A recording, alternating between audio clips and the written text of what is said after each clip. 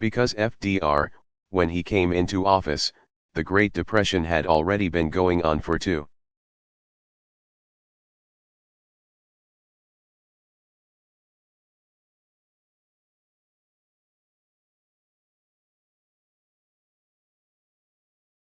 3 years, and so people understood how serious it was.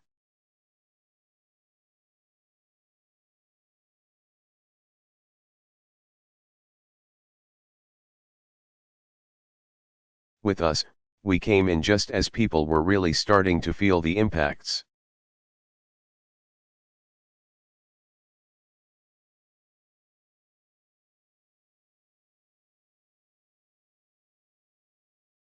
And trying to paint a picture that will make it, but it's going to take some time.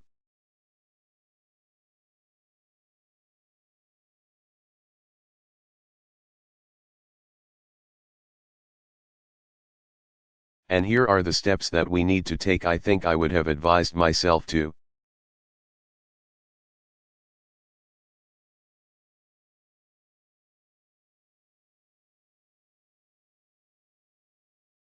Do a better job spending more time not just getting the policy right.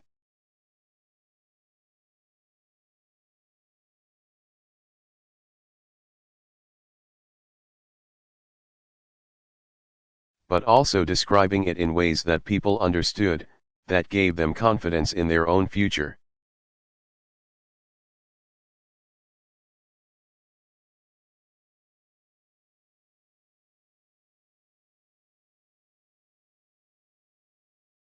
I think that would probably be the most important advice that I would have given myself.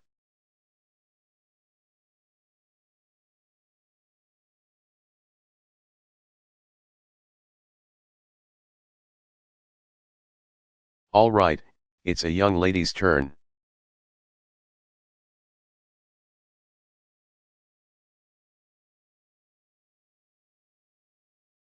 That young lady right there. Yes, you. You, yes. Oh, well.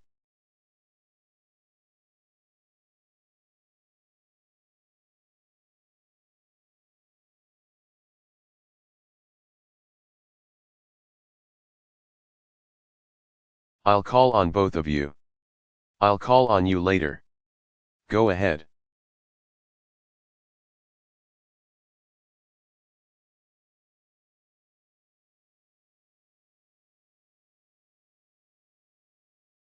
Question, okay, so we're here and we're looking at you.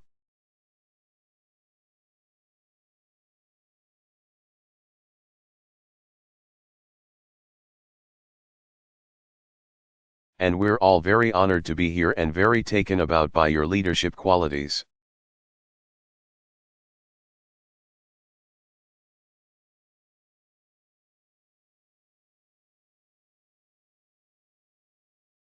And seeing that you are the President of the United States of America and you're so influential.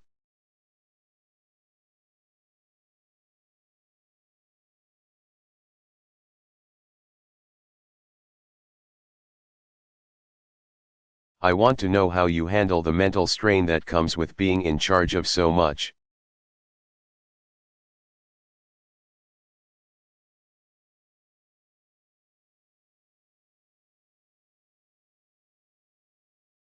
President Obama, what's your name?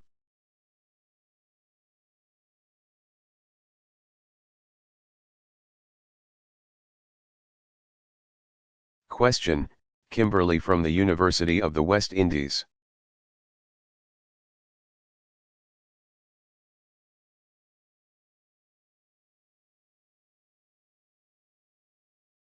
President Obama, fantastic.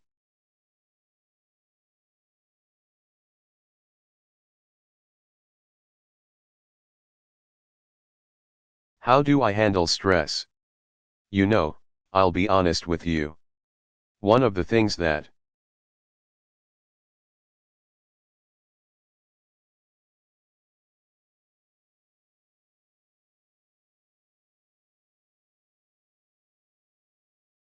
happens as you get older is you start appreciating both your strengths and your weaknesses.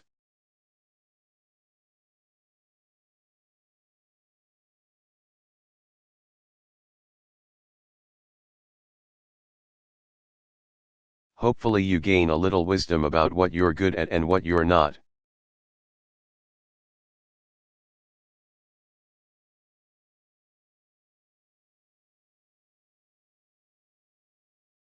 And Michelle can give you a long list of things I'm not good at.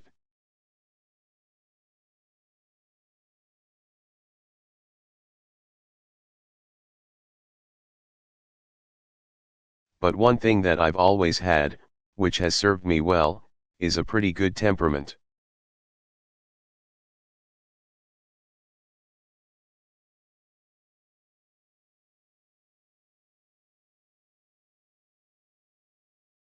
And I attribute that partly from growing up on an island with trade winds and beaches, and it makes you calm.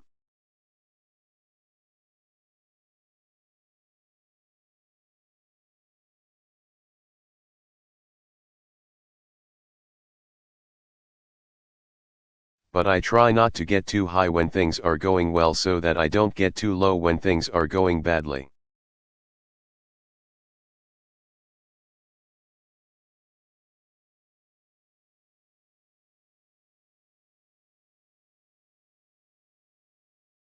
And try to keep a long view of how the process of social change takes place.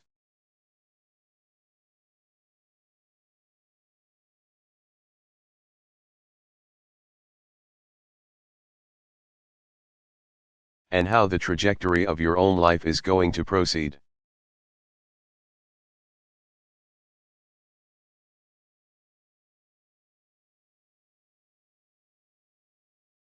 We get caught up in the day-to-day so much, and it's interesting now when I'm talking to my daughters and somebody said something at school.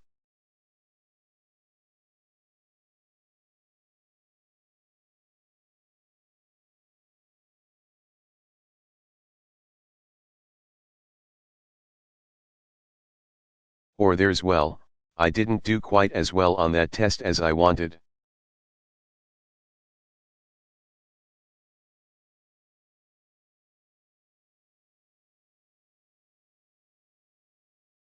And you want them to take it seriously, but you also want to say to them, you know what, this, too.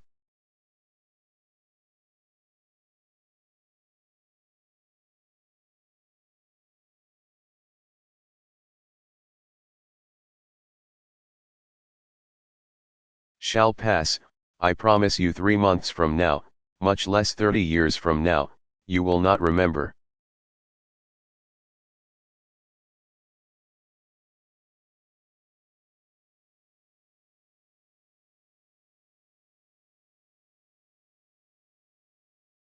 And so I think that trying to keep your eye on the prize of where it is that you want to go and not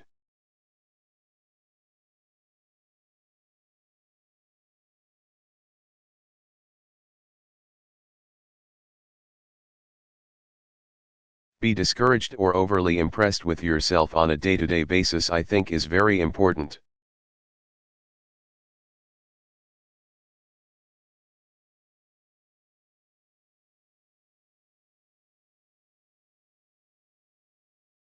And then you have to get some exercise in the morning.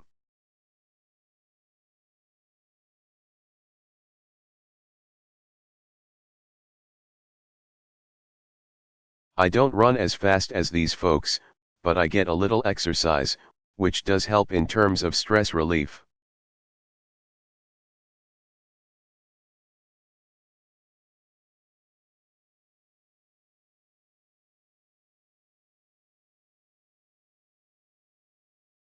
All right.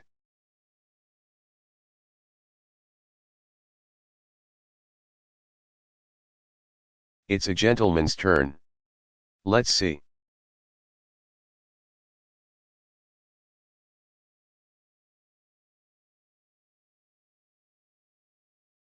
Somebody from this side. This young man right here in the sharp-looking checkered shirt.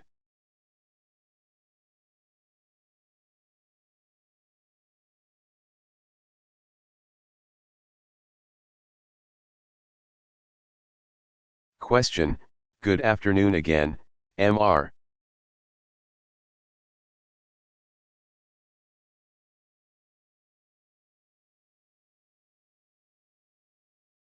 President. Especially as it relates to human rights and social change. I'm Jomaine Mackenzie and I'm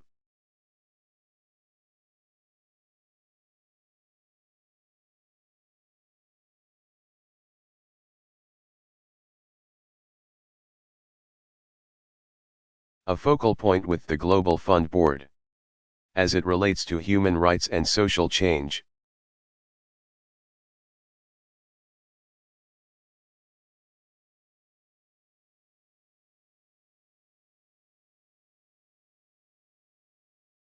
How do you make the decision to allow societies to go through the natural evolutionary process of having change occur?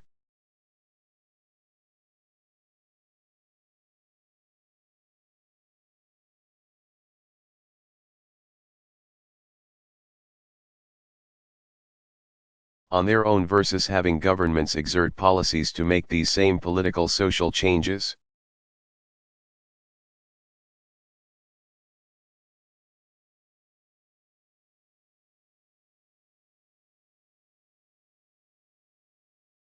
President Obama, that's a really interesting question.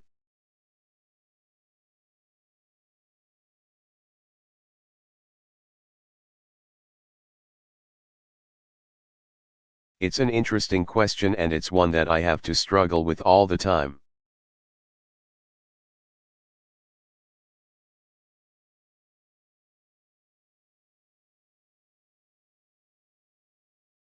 Every society, as I said, is at a different phase in development.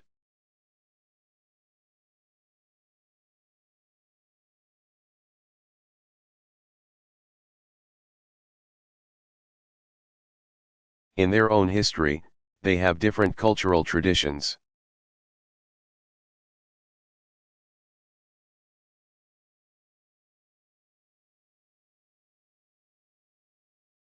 And so the way I think about it is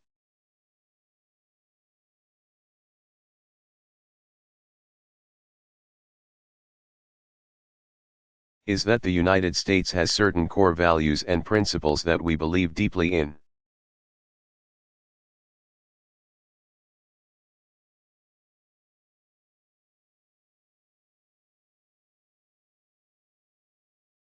And we don't necessarily expect that every country will.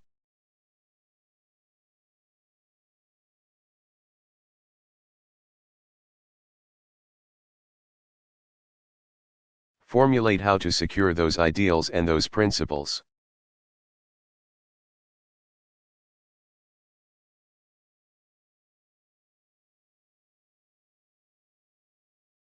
We don't expect it to be done exactly as we do any more than we expect every obviously.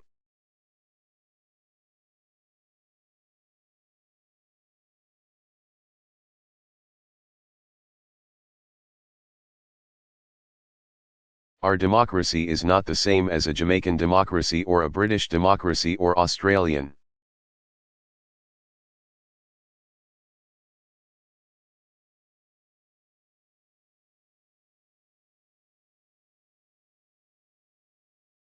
Democracy.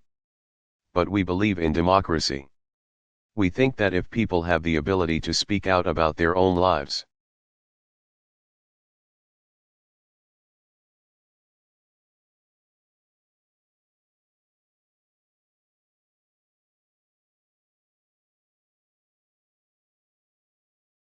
some sense of agency, then that society will be stronger.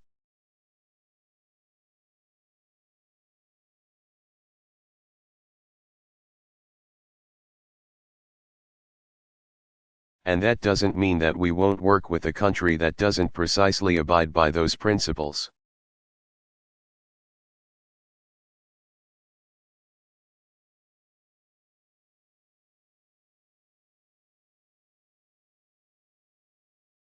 But we will still speak out.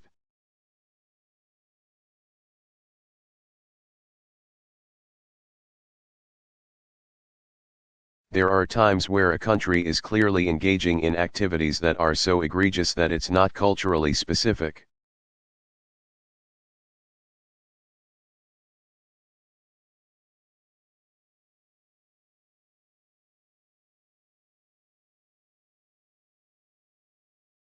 It typically has to do with a government wanting to exert control over people and oppress them.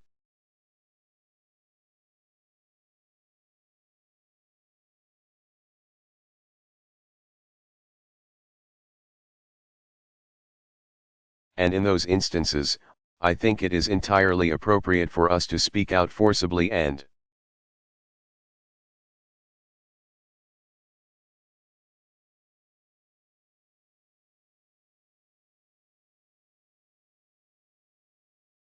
in some cases, to not do business with them.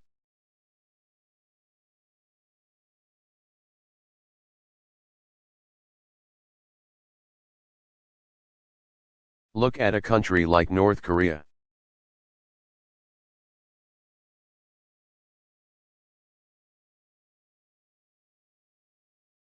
I mean, obviously, Korean culture is different than American culture.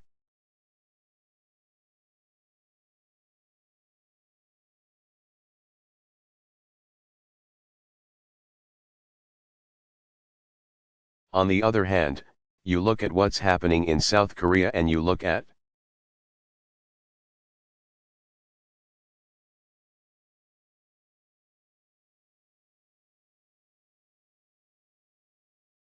what's happening in North Korea, and those are two entirely different societies.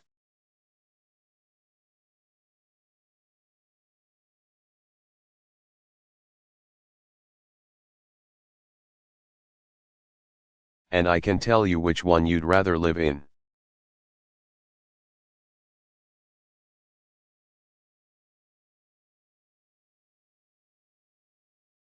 And if you have a situation in which people are being murdered simply because they didn't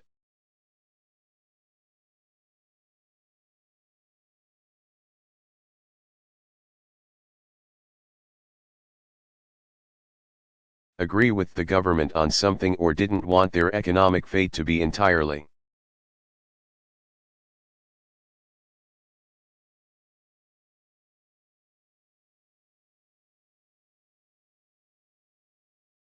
determined by the whims of some government bureaucrat, and suddenly they're sent to a labor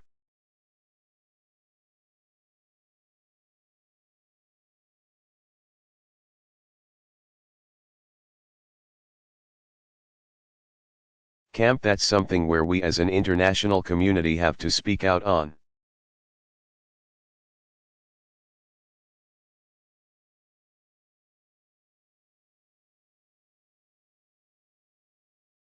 And then there are some issues that may be culturally specific, but you know what, I think they're wrong.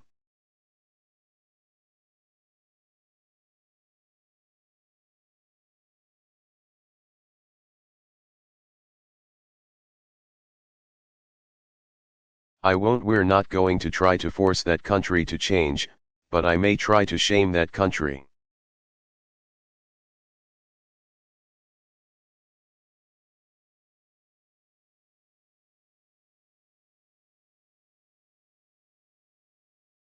There are nations where slavery still exists.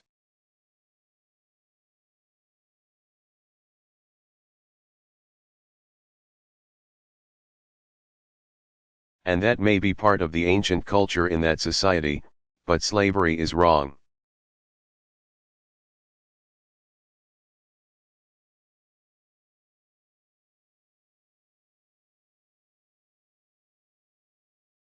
And I'm not going to give them the excuse that, well, this is who we are.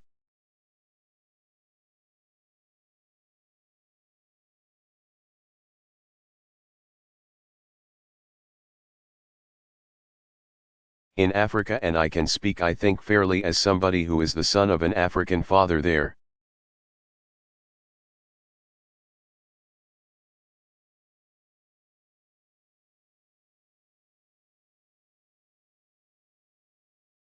Are practices like female genital mutilation that may be part of the tradition there, but it's wrong.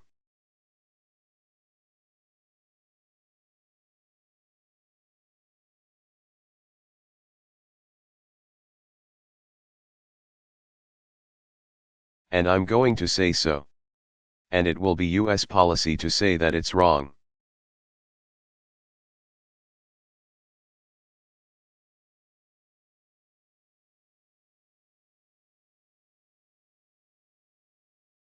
So the tools we use to try to bring about change around the world may vary.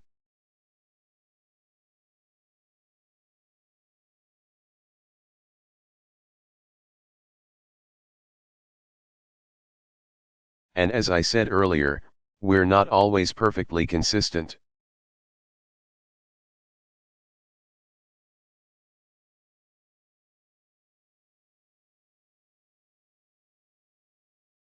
There are times where we've got allies who are not observing all the human rights we would like.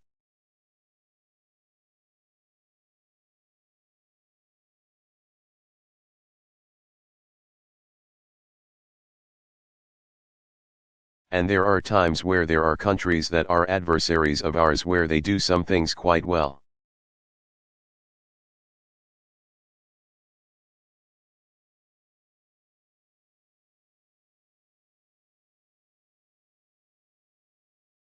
And you can't expect us, or any country, to be perfectly consistent in every circumstance.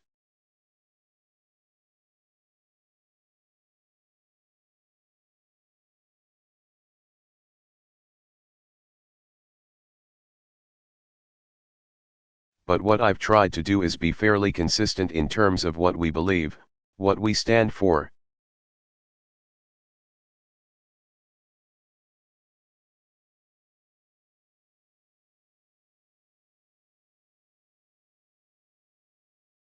And then we use different tools depending on what we think will bring about the most change.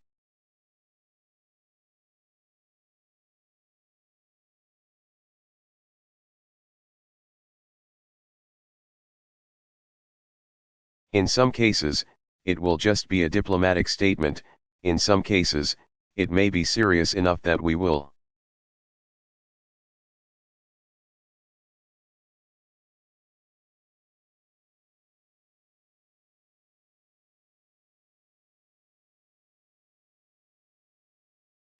Try to organize the United Nations or other multilateral forums to speak out against certain practices.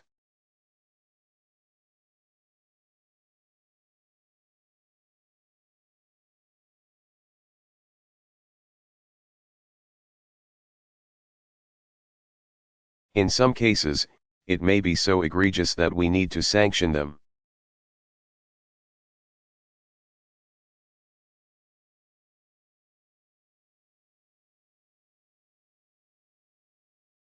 And we will try to organize the international community in that way.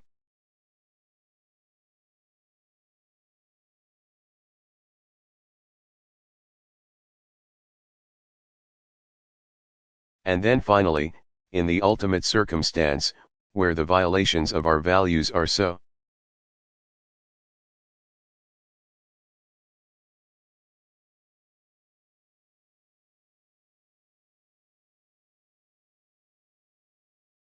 severe that they start spilling over, and in the instance of, for example,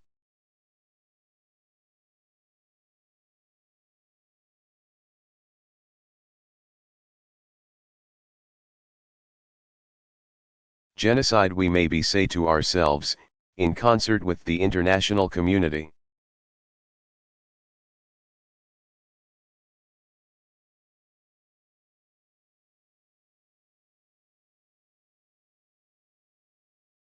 we need to intervene because this government is so brutal and so unacceptable that we need to protect people.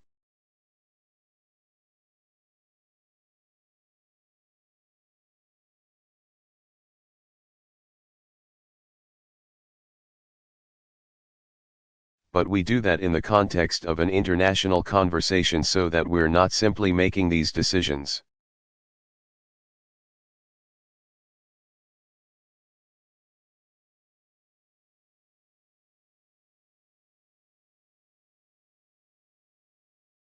Or we're not so arrogant that we're not paying attention to what the rest of the world community is saying.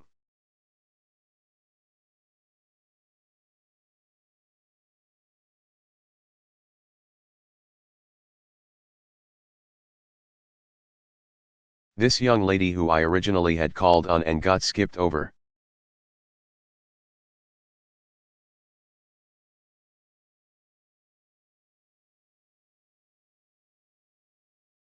No, no, this one right here.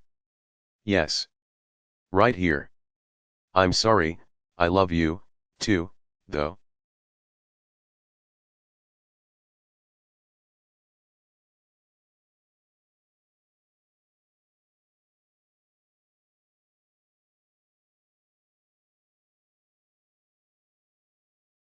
Question, good afternoon, Mr.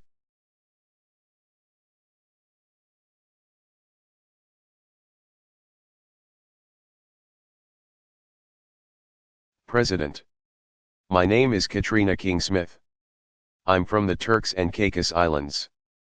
My question is two-part.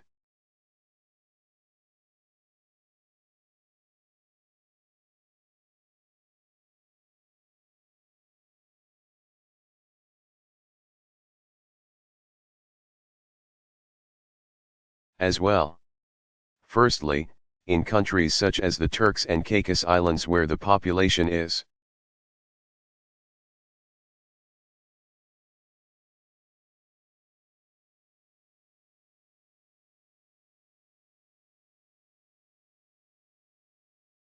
small and our main sources of revenue are tourism and foreign direct investment.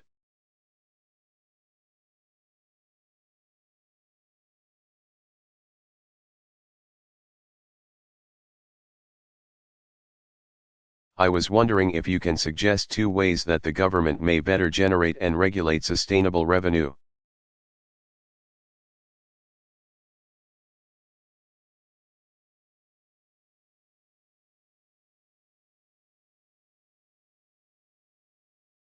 Especially with regulations currently being put in place to close offshore financial centers.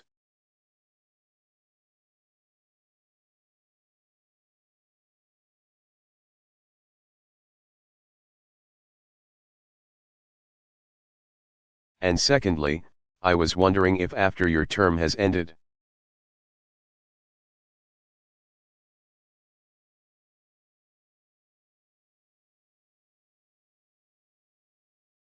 would you mind coming to the Turks and Caicos to vacation?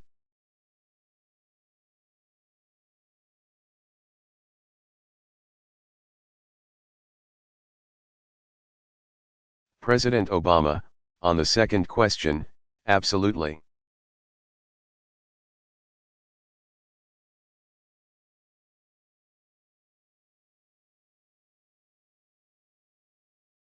I'll do some island hopping once I'm out of office.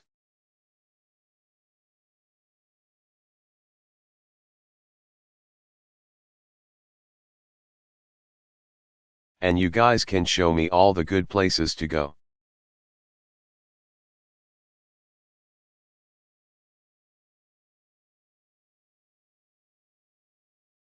On this issue of offshore financial centers, we respect each country to set up its own financial regulations.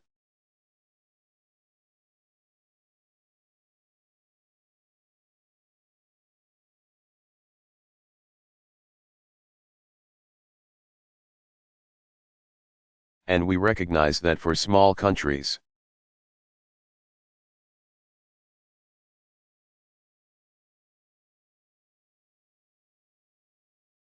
that providing services including financial services may be an important source of revenue.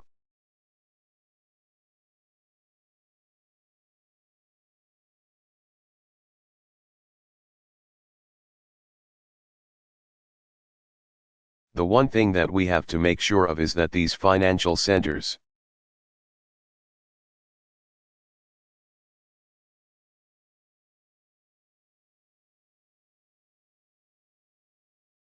are not either used for illicit money laundering or tax avoidance by large U.S.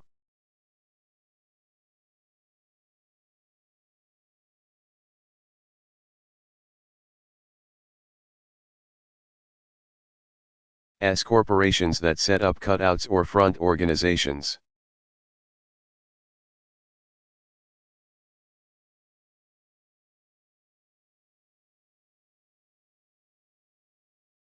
But as a practical matter are operating in the United States, employing